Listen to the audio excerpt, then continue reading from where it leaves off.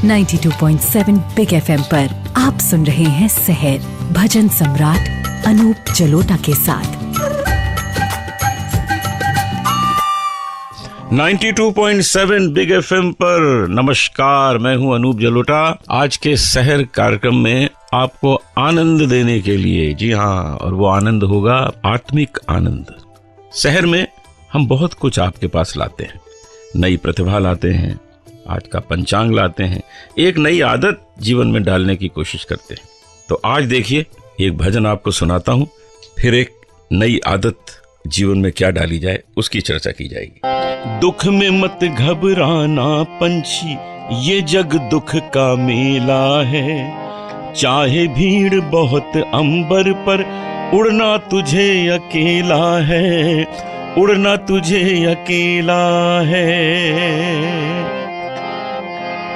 नन्हे कोमल पंख ये तेरे और गगन की ये दूरी, बैठ गया तो कैसे होगी मन की अभिलाषा पूरी। उसका नाम अमर है जग में जिसने संकट झेला है। चाहे भीड़ बहुत अंबर पर, उड़ना तुझे अकेला है।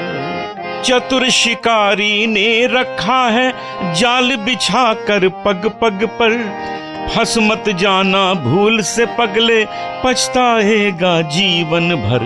लोभ में दानों के मत पड़ना, बड़े समझ का खेला है। चाहे भीड़ बहुत अंबर पर, उड़ना तुझे अकेला है, उड़ना तुझे अकेला है।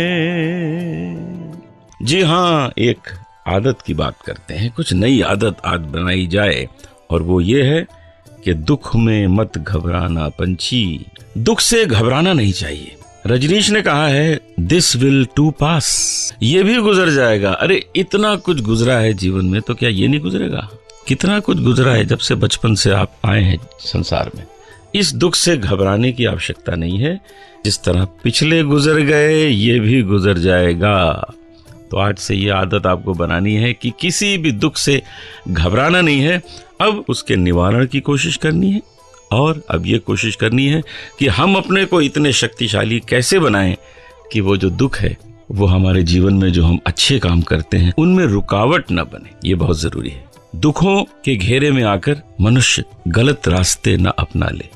आने दीजिए दुखों को, हम उससे लड़ेंगे, उसको हम सुख की राह पे ले जाएंगे और अपना जीवन हमेशा सही मार्ग पर चलाते रहेंगे। आप सोच रहे होंगे कि आज हमको किस जगह के दर्शन कराए जाएंगे, किस जगह की हम बात करेंगे। तो आज हम बात करेंगे अमरनाथ की गुफा। अमरनाथ बहुत लोग गए भी होंगे, बहुत लोग जाना भी चाहते हैं, तो क्यों ना उसके बारे में हम आज जान जाएं।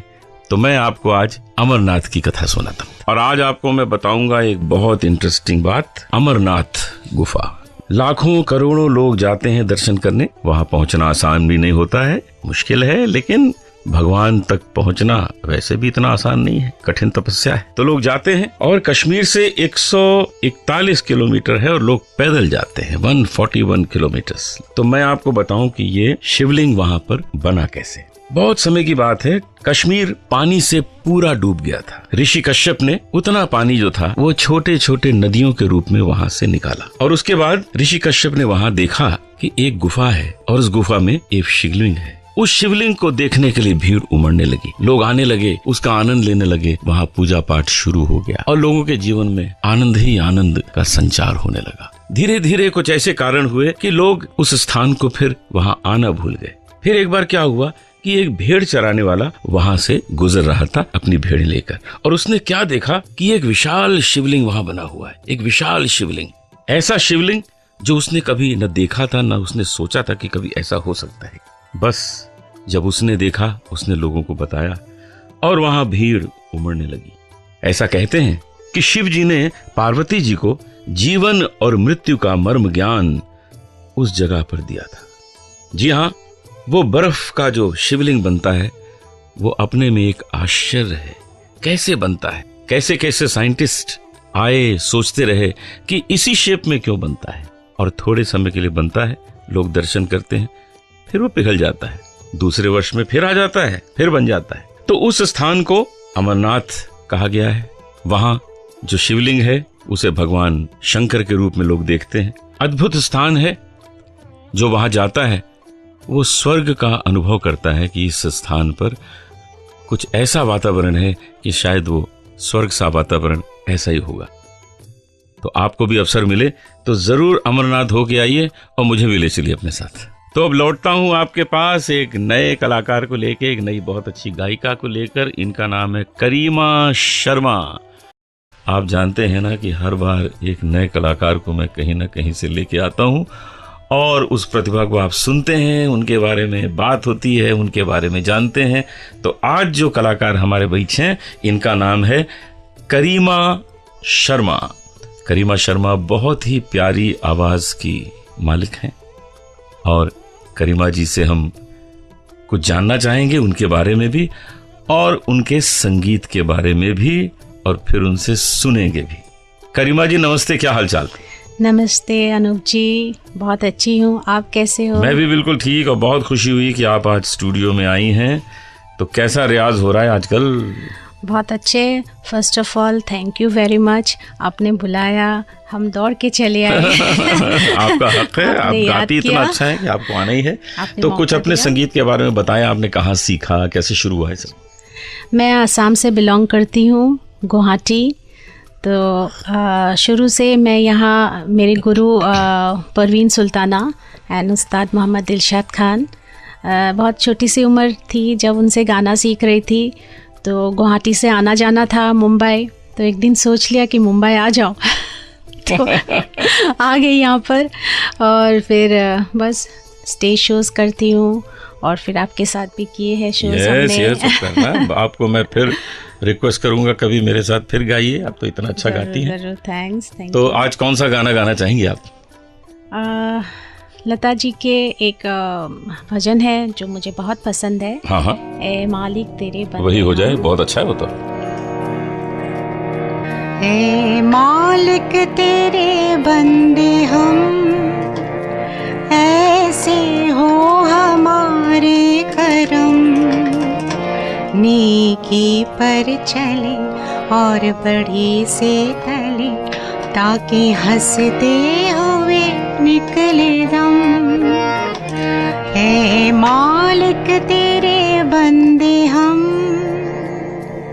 वाह वाह वाह, आपने तो ऐसे सुर भर दिए हैं, स्टूडियो में हर तरफ अब यही सुर गूंज रहे हैं। थैंक यू, इतना अच्छा आपने गाया, आपकी सीख है।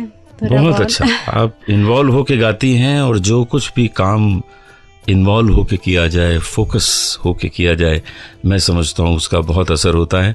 और आपको ईश्वर ने वो दिया है, आप इसी ध्यान से गाते रहिए, आपको बहुत जल्दी बहुत अच्छी मंजिल प्राप्त होगी। थैंक यू, आपके आशीर्वाद। थोड़ी देर में आपके पास फिर आता हूँ एक भजन लेकर, और उस भजन में छुपी हुई एक कहानी भी आपको बताऊंगा, जिससे कि वो भजन आपको पहले से ज्यादा अच्छा लगने लगेगा। और एक भजन आपको ऐसा सुनाता हूँ जिसमें जरा देखिए कितनी सुंदर बात कही गई है। प्रभु जी तुम चंदन हम पानी पानी, जाकी अंग अंग बास समानी। इस भजन में भक्त ने भगवान के साथ ऐसे सुंदर सुंदर संबंध जोड़े हैं कि ना भक्त भगवान से दूर रह सकते हैं और ना भगवान भक्त से दूर रह सकते हैं।